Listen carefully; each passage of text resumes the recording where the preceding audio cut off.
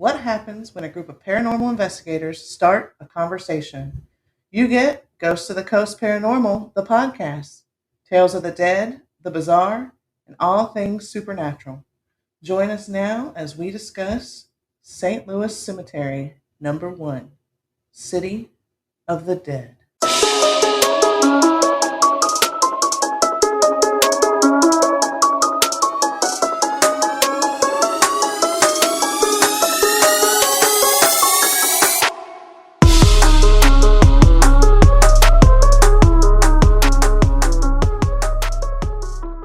Hi, and welcome back to Ghost of the Coast Paranormal, the podcast. I'm Erin, I'm Linnea. I'm Deborah. and tonight we are talking all about St. Louis Cemetery Number 1, City of the Dead. That was right? City of the Dead? You got it. Woo! Memory. Got it locked down now. How are y'all doing today? I'm doing good. How about you guys? I'm hot. I got a little burnt today. I shouldn't smack you then. Well, I mean, probably won't feel it. Just look, could be no worse than Deborah going to test if I'm real. I'm going to warn you, if I yawn, just don't pay me any attention. I'm tired. I'm sleepy. I've been up since 4 a.m. Oh, Lord. And I did get me a little nap. Yeah, it is. For those of y'all, when this episode comes out, today is Labor Day. So we've all had a busy weekend, busy holiday weekend. And so we're all tired now. And it's a school night. So it's your week this week. It is. We're going to talk about some spooky stuff. And yeah, I'm excited for that. I was doing a little bit of reading on it earlier. And it seems pretty spooky. You know what? I think it's more just the history of it. The older I'm getting, the more I'm realizing how much I enjoy history. I am the same way. I hated history when I was in Right? school. Yeah. Right? Hated it. I would have told it an ass whip. But you know what, though? I was actually interested in like World War II stuff. I've always been interested in Civil War stuff, Yeah. but and Revolutionary War stuff. But when it came time to like learn it in school, I could care less. I was a rebellious kid. I was a bad student. Really? Yeah. I can't see that. I was a terrible student. I would never guess that of you. Yeah. I wasn't interested in any classes. History, and now you find yourself growing into it now? Science, I hated it. English, I hated it. Math, I hated it. I hated it all. What did you like? I hated it. Nothing. Going home. Recess. Going home. Anywho, so we are talking about a cemetery that's in New Orleans today. Mm-hmm. Have either of you been to Louisiana? I have not. That's on my bucket list. It's on my It's on my paranormal bucket list. Louisiana or New Orleans? There's a lot of places in Louisiana. Okay. Is that Myrtle's Plantations, one of them? Yeah, we're going to definitely cover that one day. Yeah. God, there's so many places. I mean, just Louisiana as a whole. Yeah. I really like it. I made a comment one time I wanted to go in the bayou. My husband was like, no, you don't. No, you won't. I was 21 or 22, probably 21, took my first trip there. Just a girlfriend and I drove down there, and my father was losing it. He swore I was going to end up in a bayou. He told me somebody was going to put me in a bayou. Give me the alligators. Don't go to the bayou. It was definitely an interesting experience, and I did go to one of the cemeteries, but I only went to Lafayette Cemetery, which isn't that the most well-known one? It probably has a lot of because that's where Interview with Vampire was filmed. They all kind of look the same when you're out there, I had to go back to my pictures today to see where I went, and I had the sign with Lafayette, so that's how I remember where I was. Trying to see if I had stopped at St. Louis Cemetery. But there are 3 of those, 1, 2, and 3. Is Lafayette?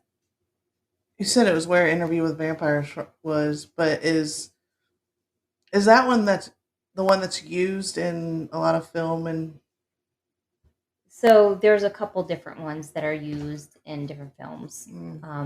There were 2 films that were filmed in St. Louis, but due to vandalism and whatnot, they actually, and you'll hear a little bit more about that, they no longer allow that. Yeah. And it's a shame. So, what are your thoughts on cemeteries as a whole? Like them? What are your thoughts on cemeteries as a whole? We're not talking about me right now. That might need another episode. I love them. I like them. No, I like cemeteries because you can go in and you can see the history on these stones, and see how far back they go, and but I think that there is like like the one that we first went to, it was fine up until it wasn't. Well, they all have a tendency to have that creepy element to it. And they all feel totally different though, too. Every single one of them. Yeah, they all feel very, very different. Like the one here in Conway. Lakeside? No, Kingston. Mm-hmm. It feels very peaceful. A warm feeling. Yeah, like it is the feeling that you get when you come home. Yeah, it's like a come on in my house. Do you think that means that many of the people there may have died in a less traumatic way than some of the older cemeteries, where you might have a lot more war, sickness? Well, there's a lot of sickness and tragic death in war veterans. Yeah, buried at Kingston. Yeah, I don't know. I think it's I think it's maybe not necessarily the severity of the death, but I think it's probably like the mentality of the spirit, the energy that they're putting out. Yeah, because at Kingston, it feels like you are welcomed. Yeah, I've never gotten any bad responses. I've never gotten any attachments. Never gotten any. I feel like I'm being watched there. Mm-hmm. I feel like there is a younger person there that stands in that line of trees in the back and just kind of like, what are they doing? What are they? But I've never. Could be one of the baby children. Yeah. I mean, I feel like it's a little girl that's literally just stands back there. Every time we come in, I'm always drawn to one particular corner, and it feels like somebody's just standing there watching. But like the one that we started out going to, it once the sun started going down on it, it started feeling heavier and heavier. But it wasn't the cemetery, right? It wasn't in the cemetery. No, it's that tree line. It was that tree line. Yeah. And so that's probably something more to do with the land itself there. Yeah. I mean, and I felt like the closer we got to that tree line, the more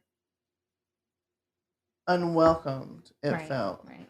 Like it was like, get the out. Well, remember I told you I kept walking crooked, like I felt like I was being kind of pushed away from that tree line. Yeah. I mean, and that the first time we went, when all of us were there, we got that heavy feeling right away. And then you and I went back, and it was. I ain't never been right since. But it was a totally different feeling than even the cemetery felt heavy that night. Like it was like it had ventured out. And it wasn't that far after our first one, so they might have been like, these people are here, they stirred up some stuff. What do they want now? Yeah. And I mean, it was just. Yeah, but I mean, I enjoyed. They could be pushing that energy out to deter. Right, yeah, for sure. Yeah, what they would consider intruders, I guess. Yeah, I mean, you're left untouched for so long that you're like, why the hell are you here? GTFO. I mean, but back to Louisiana, New Orleans, their cemeteries are totally different there than ours are here. Totally different. Yeah, there's a more the history of that. Yeah, there's a more mausoleum styles, aren't they? Yeah, they have to be. Yeah, above ground. Because of the water. And one YouTube video too is also saying because the Spanish set it up and theirs are all above ground. So it's like part swamp issue and part who actually started their cemeteries. But let's go ahead and jump into some of the history of that. Yeah. So St. Louis Cemetery number 1 is actually the oldest cemetery in New Orleans. It is located at 425 Bassin Street, and it parallels Rampart Street 1 block lakeside or inland from the boundary of the French Quarter, running from Canal Street down 5 blocks past St. Louis Cemetery. It currently then turns lakewards, flowing into Orleans Avenue. This burial ground holds over 700 tombs and over 100,000 of the dead, and counted former New Orleans William Faulkner. Oh boy, sorry guys. my notes like ran amok. Amok. So let's actually just talk about for a minute. 700 tombs and over 100,000 bodies. So let's 700 tombs and 100,000 bodies. Now my math ain't math then. Yeah. So tell me what you think is happening there. Well, I realize there's probably a lot of family crypts. Okay. Yeah. But there again, that math still ain't mathing. So the better question is, how many people do you think they can fit into a tomb? Now we're not talking a underneath a gravestone. We're simply talking in a mausoleum. Yep. I mean, they probably have people stacked on stack. Mm-hmm. You know? It's not even a stacking thing. So basically, and this may even be in here somewhere, but I watched so much stuff and I did so much on this. I was just like, whoa. You can basically have up to 3 people die a year and make them fit in. If you have any more than 3 people that are going to fit into one tomb, they actually have other options like holding places that they'll put the body, because these things are so hot. They're over like 200 Fahrenheit. So what they do is they that what you just showed us, the mausoleum, the crypts. So they're so hot inside, and they said they smell. I don't really remember. It was so long ago. I was there 20-something years. So they wait until the body has enough time, and they basically just push it in, push it back, and stick the next body in. And they just keep doing that and smushing up the bodies, smushing them in, smushing up the bodies, smushing them in. So you can fit you can fit like so it's 80 people. It's a file cabinet. Yes, basically. And you'll hear some of that in the notes. Yep, it's crazy. Former New Orleans William Faulkner famously wrote that the past isn't dead and buried, it's not even past. Nowhere is this truth more evident than in this cemetery, which is kind of why they call it the City of the Dead. And now that you realize how many people are actually dead in there. Yeah, that's... How do you feel about that? It literally sounds like a file cabinet. It's like, pull the drawer out, put a piece of paper in, and just shove it in there and send it on. So these people aren't even in coffins. It sounds like it's like a big metal. I mean, not metal, like a concrete drawer. Like, have you ever seen the inside of even like a more modern tomb? No. So when we've had some family members die, they're basically ashes that are in them, but they just pull off the front of the area. Yeah, I've seen the big one. And they put them in. So so you're talking about ashes, not bodies. No, I'm talking about bodies. I'm just trying to relate to how I'm thinking the bodies are going in, which is what I'm used to seeing in a more modern. I mean, they don't really talk about how. I'm sure they're probably all different the way that they open. So they're not in a coffin. It doesn't sound like it because they're smushing the bodies in. They may do an actual service in the coffin and then take them out and stick them in. So they wait until the bodies. So if you have 3 deaths in 1 year for one family, but then you have one more, they wait until the bodies. It's hot enough to smush them. Oh, they don't even wait until it's hot enough that they can actually, crush them, smush them to make room for the next one. So essentially, like great-great-grandma can be smushed with like cousin who passed away in 2023. That's what you want to put in there.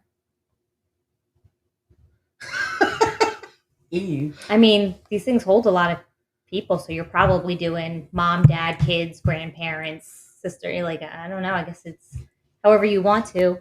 I mean, I don't know how much they cost at the time. I mean, if they're really, really expensive, you probably figure you're putting your whole family in there. I love my husband, but God knows that's a little much. That's a little. much. To be in there for the rest of your life next to him? Smushed up beside him? Yeah, that's See, much. I told my husband, it was weird because I was talking with my mom about this today. We got on the topic of cremation. And because my stepdad had just gone up to New York and to spread his dad's ashes. And my mom was like, "Yeah, I want to be cremated." I said, "Okay." I don't. I'm petrified. I don't want to be cremated at all. Yeah, I've always said, so I was like, I want to have a Viking funeral. Put me on a pyre. That's what my husband wants. But my He's mom's like, that's serious. That's what he wants. Yeah, I'm like, put me on a pyre, send me out into the ocean, fire some flaming arrows at me. No, I don't want to be set on fire. I'd rather have the bugs eat me. And my mom was like, I don't think that's legal. I was like, damn. But I don't want to be. Look, I don't would know that I want to be I cremated. would rather know right now that y'all gonna hang me from a tree and let the buzzards pick me away, versus sticking me in a box and burning me, or sticking me in that cold, wet dirt and worms getting me. Right? I don't know. Like, it's the idea of being cremated. My thing is,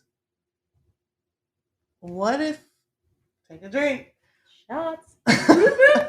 What if by some reason you're alive when they put you in there? And that has happened a lot. That's Like, why they that actually used to terrifies me. sell caskets that had bells in them. Multiple people were buried alive, and they have multiple different kinds of caskets that would help. Ring. Yeah, I knew with the caskets, but like say I wanted to be cremated. Like, you put me in on the slab and put me in to burn me. What if I wake up? Like, what if I'm just in like a coma? Paralysis? Yeah.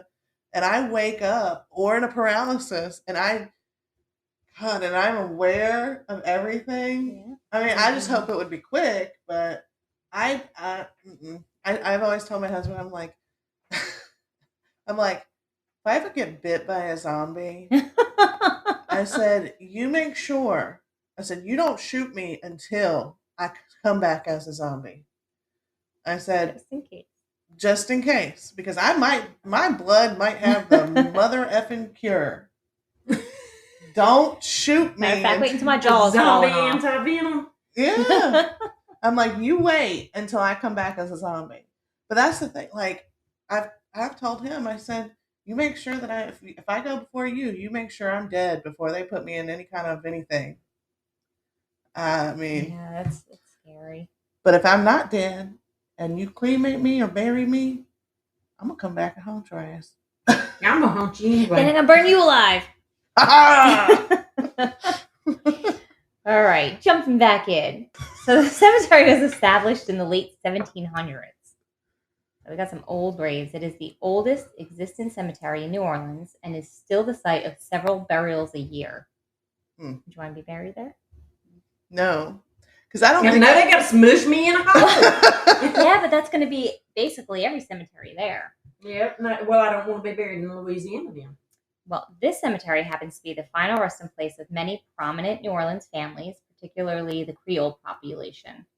Upon initial development, St. Louis Cemetery No. 1 was divided into sections for the Catholics, the non-Catholics, and the quote-unquote Negroes, possibly referring to slaves since gens de couleur libres was buried according to their religion.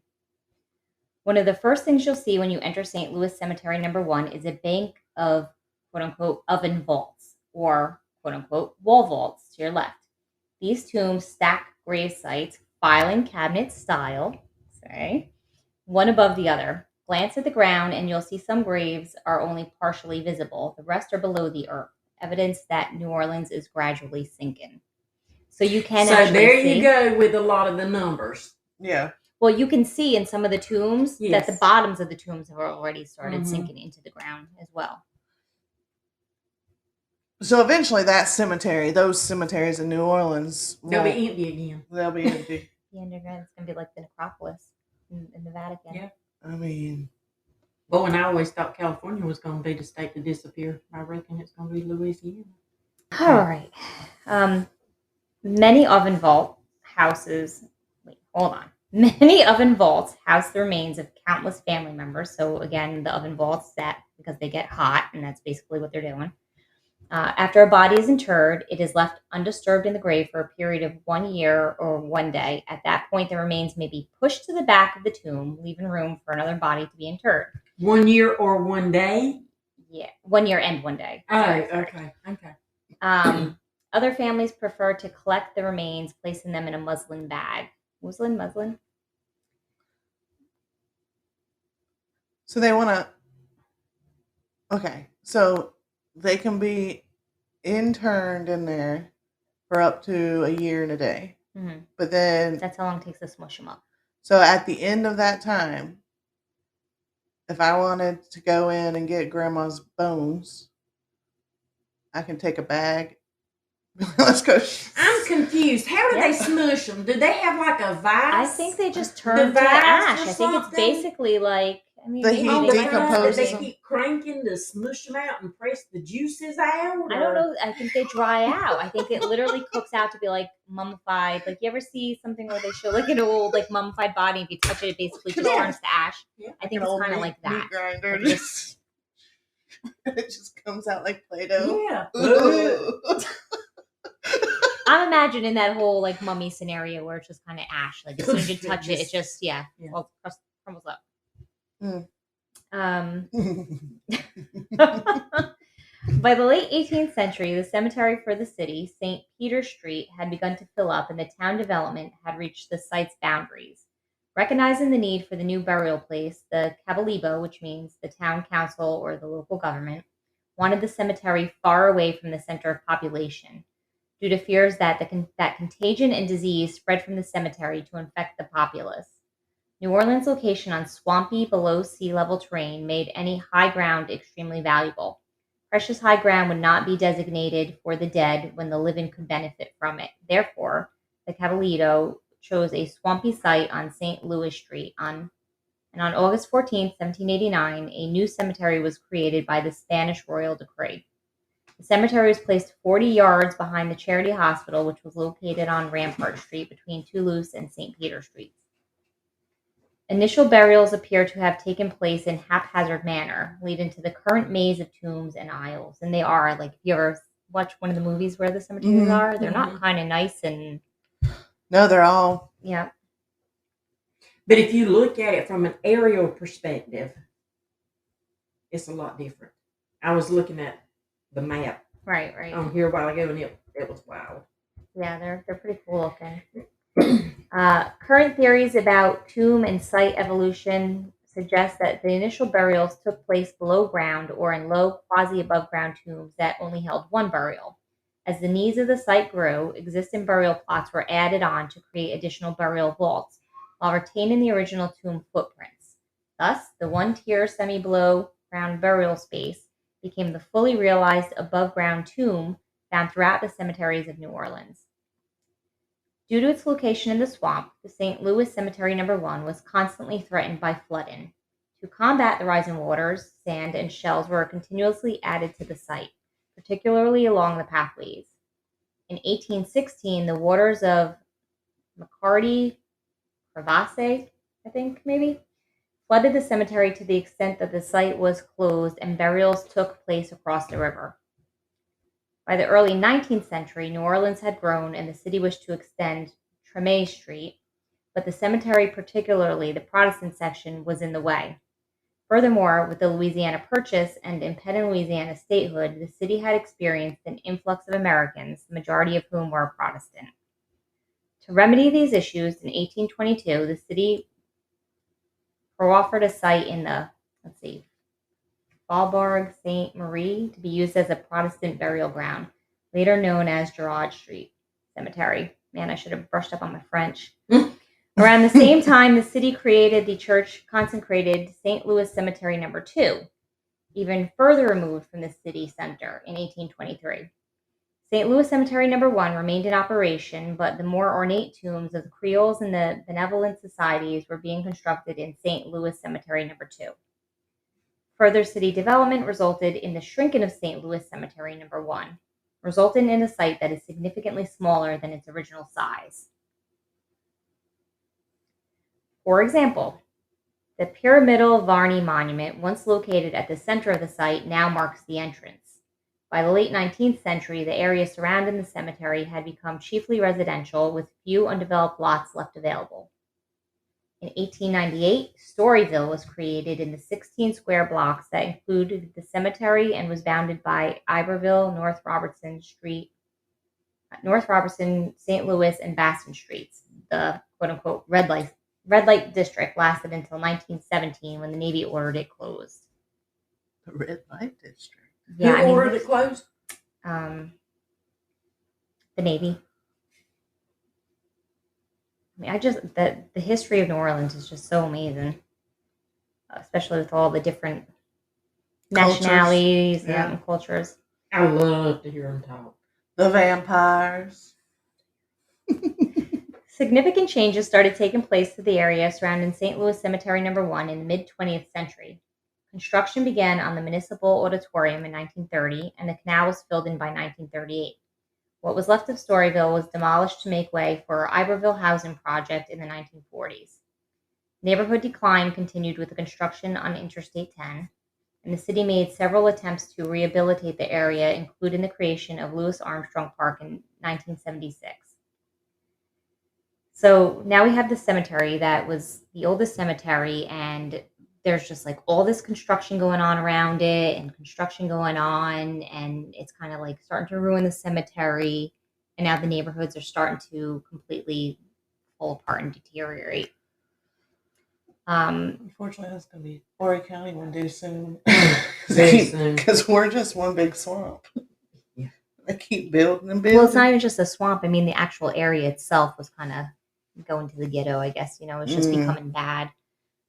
St. Louis Cemetery No. 1 acquired a reputation as an extremely dangerous place, resulting in tomb owners, families, and locals staying away from the site.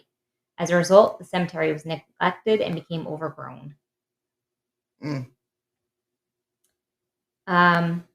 However, scenes from the movies of Cincinnati Kid in 1965 and Easy Rider in 1969 were filmed in the St. Louis cemeteries. Following the release of Easy Rider, the Archdiocese enacted a policy of disallowing any film in its cemeteries, except in the case of pre-approved documentaries and educational films. Do you know why that happened? Because they filmed a scene with LSD in a cemetery, and the church was not happy. Ooh. That ain't good.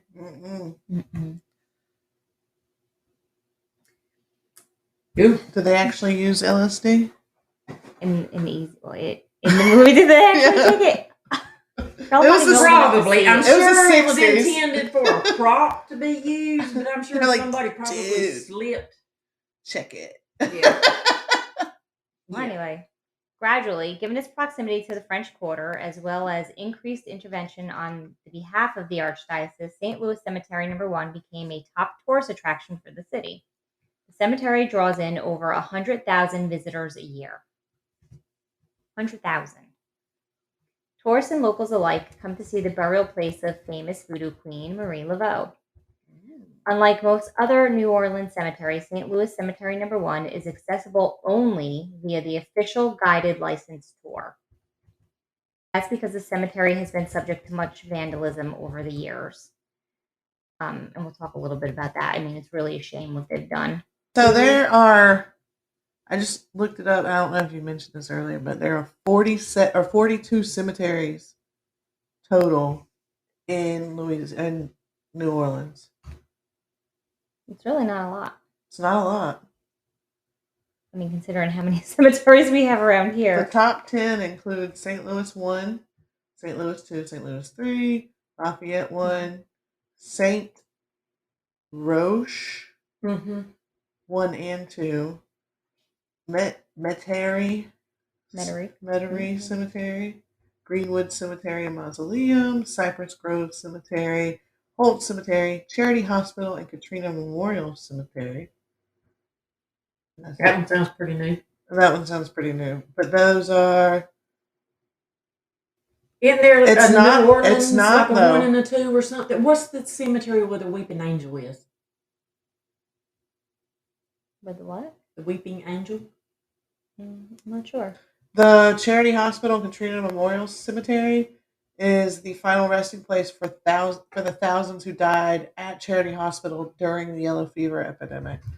And it was that epidemic Charity Hospital. in particular was ran rampant through New Orleans, Louisiana. Yeah. Well, St. Louis, number 1, is actually the burial ground of some of the most illustrious citizens of New Orleans, including Etienne de Boré, pioneer in sugar development, Daniel Clark, financial supporter of the American Revolution, Paul Morphy, the world-famous chess champion, and other local and national figures. Notable structures include the famed oven wall vaults, the supposed resting place of Voodoo Queen Marie Laveau, and the magnificent tombs of the French, Italian, Portuguese, and Spanish societies. It is also where actor Nicolas Cage decided to build his future tomb. I just Have saw you that. seen a picture of that? I have. That is wow. Which he's strange anyway, but it is a pyramid, so there's like all sorts of discussions on that. Like, is it an Illuminati thing? But I guess in one of his movies, he also says, "When I die, bury me in a pyramid" or something. He's totally part of why would you say an Illuminati? Because it's a pyramid. Why? Why are you looking at me like that? Because it's also a sign that the Masons use. Because they're supposed to be associated with the Illuminati. Oh, that's a whole nother episode we're going to have to do because me and Aaron like the conspiracies. Okay, so the Weeping Angel is at Lawn Metairie. Okay. If you wish to be buried in this famous graveyard, you can make it happen. Nope, I'll pass. I don't want to be smooshed. For several $1 million. It actually says it's not unreasonable, but I don't know what that means. What is their version of unreasonable? I don't know. But it says it's not unreasonable, though, when you consider the people who you'll be becoming your neighbors for eternity. They include Homer Plessy, Plessy. In June 1892, Homer Plessy challenged segregation laws when he refused to disembark from a whites-only, quote-unquote, train car at nearby Press Street. A train still runs on those tracks today. Plessy was convicted of breaking the law, and the case moved to the Supreme Court. In 1896, the separate but equal mandate was ruled constitutional, setting stage for years of segregation and oppression, but the seeds of the civil rights movement also had been planted thanks to Homer Plessy.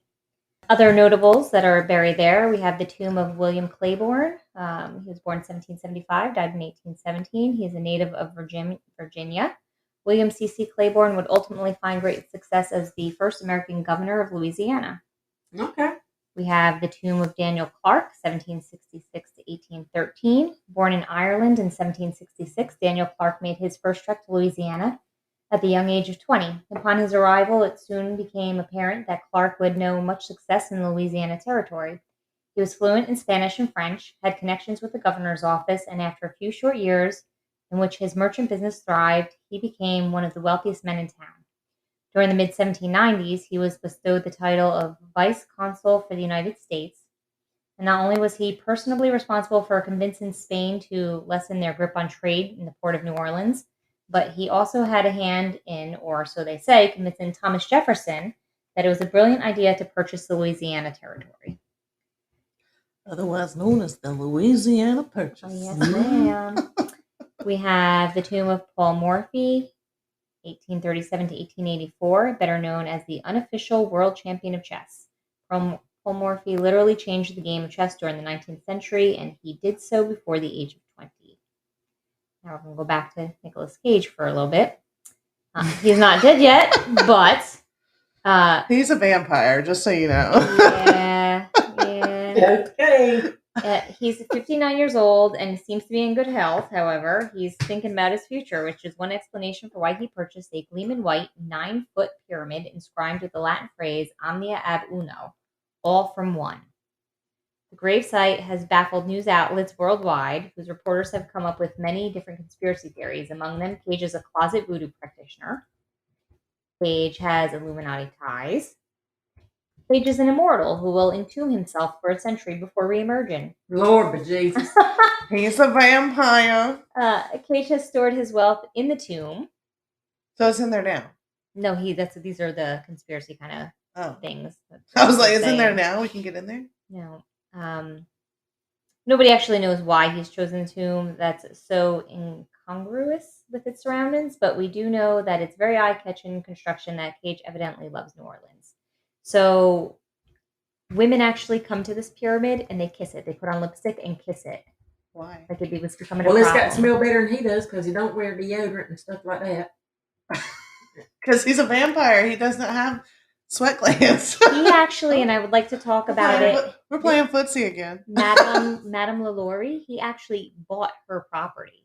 So I'd like to talk about that sometime too. And he owned another piece of property in New Orleans as well. Well, you know, he married Hollywood rumor has it that he married Lisa Marie because she was Elvis's daughter. He had his fixation with Elvis. I could see that.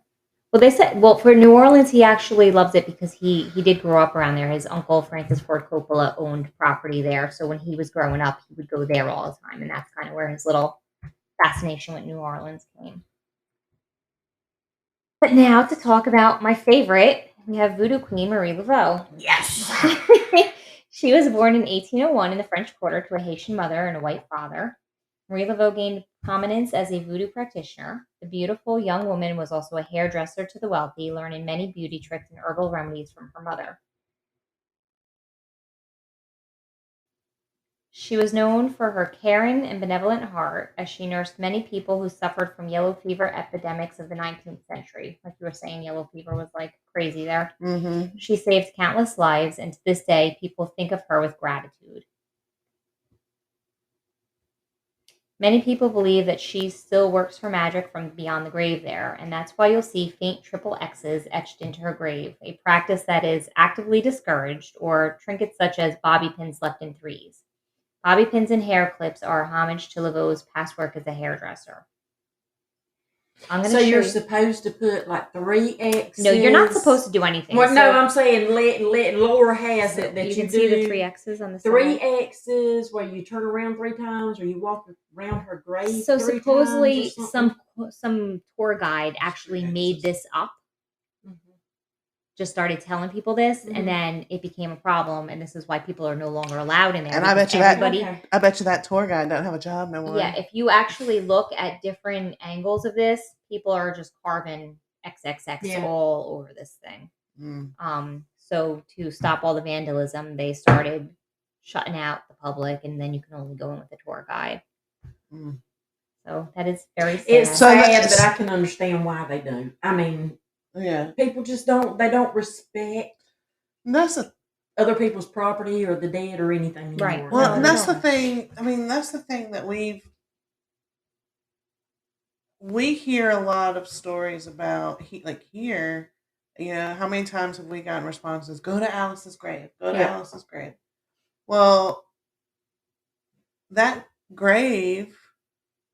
That's just a marker. It's just a marker, but the stone itself has been defaced and all kinds of stuff because people want so badly to get a scare. I'll scare them for free. Just come to my house first thing in the morning. Just be here when I get out of bed. If you want to go to Alice's grave, let us know when you go and you'll get scared. My husband might give a man a heart attack in there one night. But I mean, people just don't. The empathy is no longer a thing. Oh, for sure. I mean, empathy is going to be a lost thing eventually. I mean, it's not a thing anymore, and it's very sad because as we talked about it on a previous episode, people don't respect history anymore. The conservation of history is fading out. Yeah.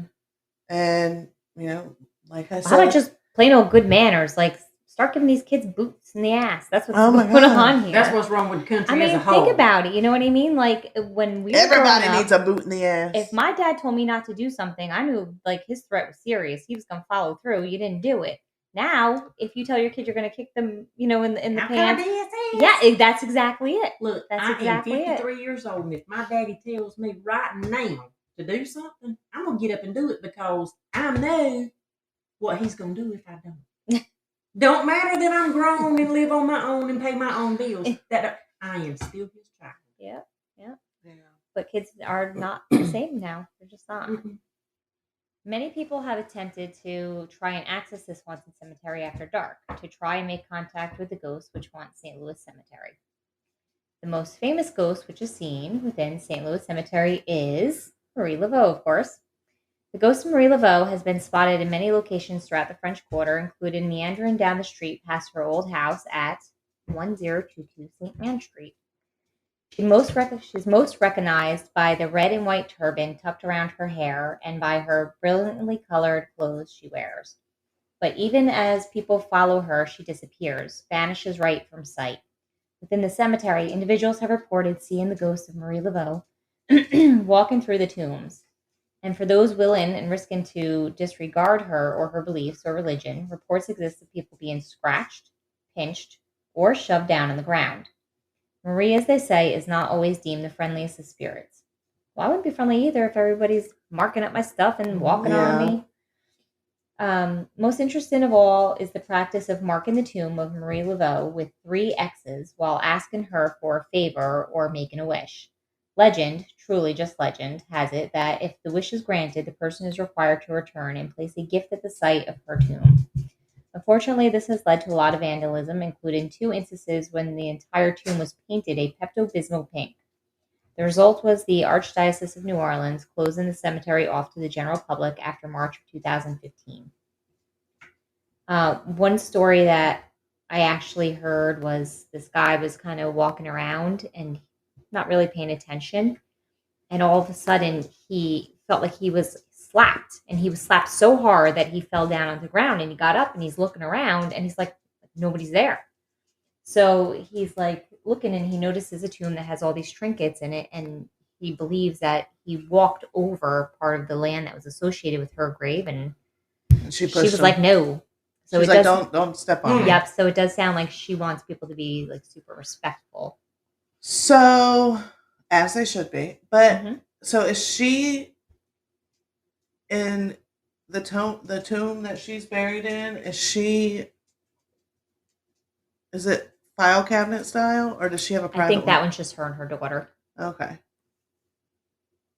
And there's a lot of interesting stories of it. So I'm not going to dive too deep into that because we're gonna come back to a full episode on Marie. Marie with Blanche. We also have the spirit of Henry, and I don't know how to say this. Vignes, Vignes. The story of Henry is a tragically sad one. As a sailor during the 19th century, he had no true home to speak of. He was a nomad, traveling here and there and sailing on the high seas in New Orleans. He made his home at a local boarding house. But he was constantly worried about his important papers while he was away from Crescent City. So much that before departing on another voyage, he asked the owner of the boarding house to keep his papers if he died. These papers included his family tombs. The owner of the boarding house promised Henry that all would be well. "Quote unquote, you have nothing to worry about," she exclaimed upon his departure. But all was not well. While Henry was at sea, the owner sold Henry's family tomb. He discovered her treachery, and when he returned to New Orleans, poor Henry was never able to rectify the problem, legally or on his own terms. Shortly after his return, he fell ill and died, but as his tomb had been sold, there was no money to build another. Henry's body was thus burned in an unmarked grave in the pauper section of St. Louis Cemetery No. 1.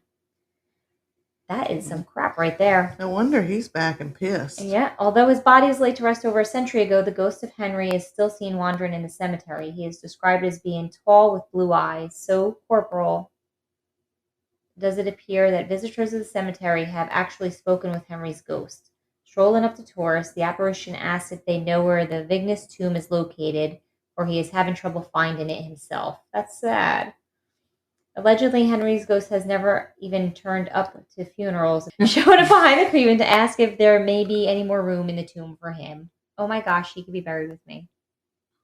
This is so sad. It's very sad. His apparition has been caught on camera, and so has the distinct sound of a male's voice on an EVP proclaiming, "I need to rest." Oh my God. So, okay, let me ask y'all this. Would you take our equipment and go to the cemetery. Yes, Yeah. if we were allowed. I was trying to see if there's been any paranormal investigations there, but it's kind of hard to find stuff. You talking about this cemetery? Mm-hmm. Yeah. Yeah, can you imagine getting an EVP from Marie Laveau? That would be cool.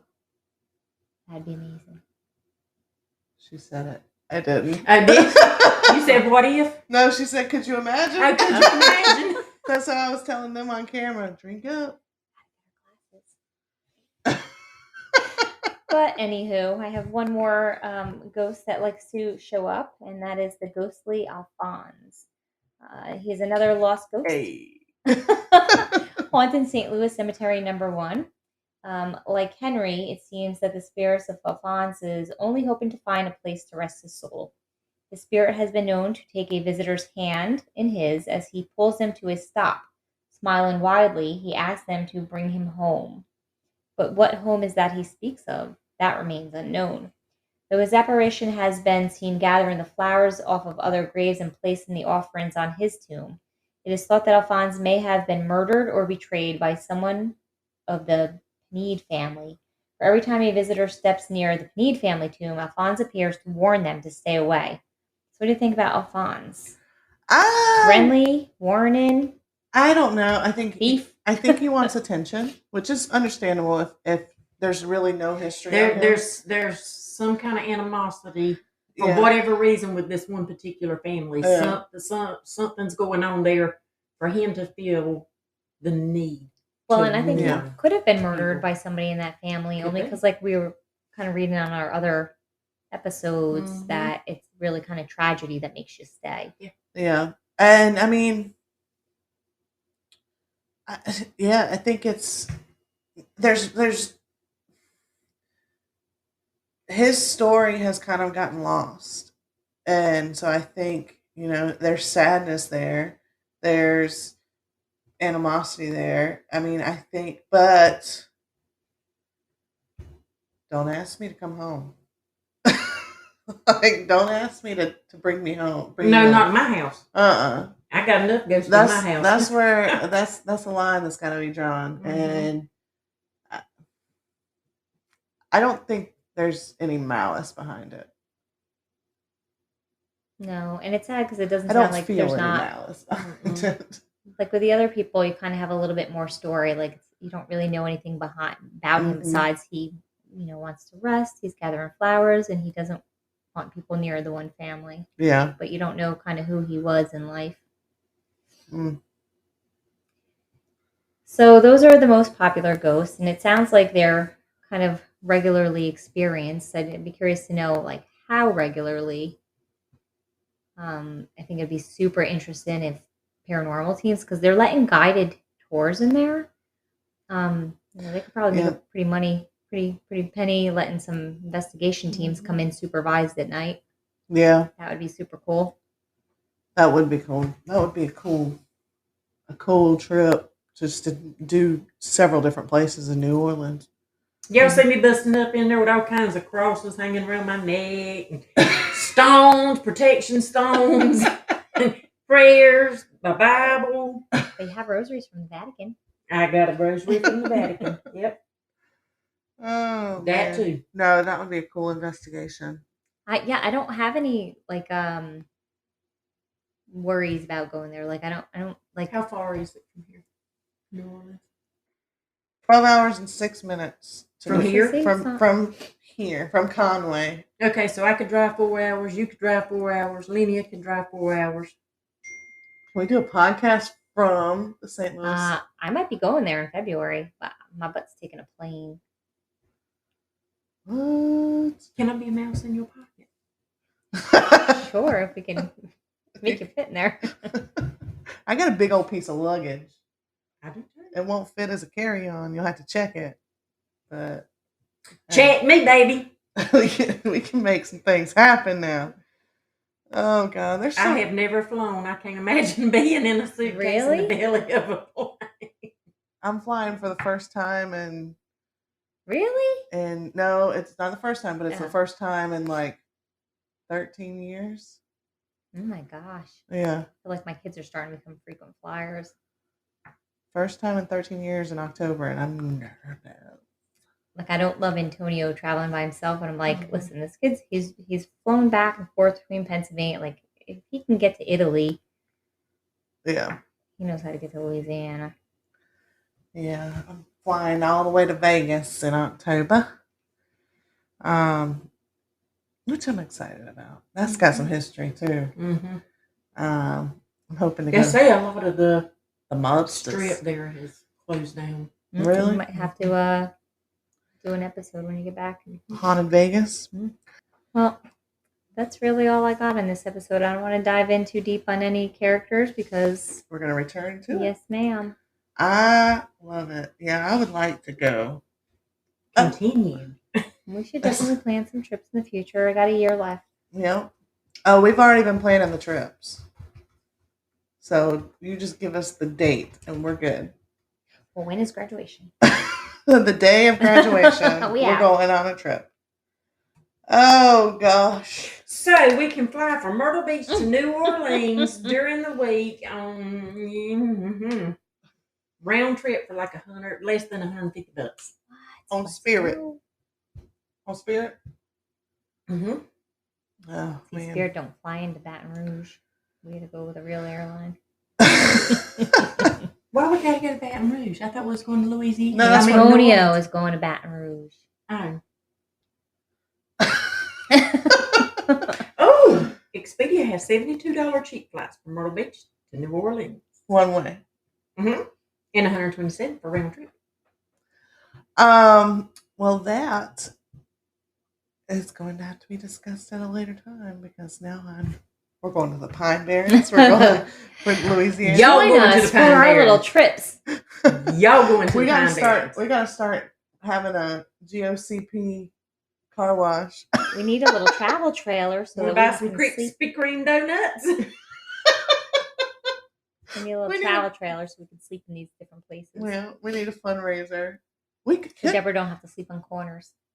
couldn't we? Hey, sleep on what? In corners, you can actually I have a don't travel mind. trailer to I go don't sleep mind, in. girl. I will roll up and sleep in the graveyard. It don't bother me. When she's done, she's done. I've done it.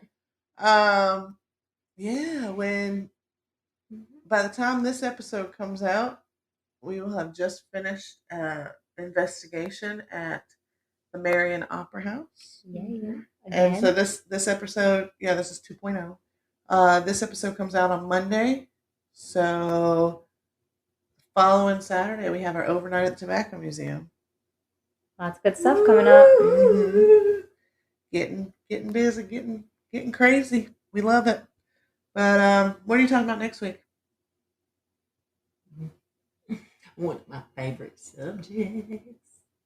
Which is World drumroll. of Vampires. Yeah. Vampire. Well, Because y'all know I love me some Dracula. I love vampires. And just for good measure, I will go and watch every single vampire movie I know before then. I will continue watching True Blood. Might throw some Twilight in there. That Interview with the Romania. Vampire is such a good Bucket movie. It list. is. That's on the Paranormal Investigation travel list. Mm-hmm. When we have our TV show, And we will. we have already first 5 seasons planned out. Season 6 and beyond will be all international. So we're going to start washing cars and selling Krispy Kreme donuts to make it happen. Well, there you have it. St. Louis Cemetery, number 1. City of the Dead. Would you visit there? Have you visited there? Let us know. And until next time, y'all come back now, you hear?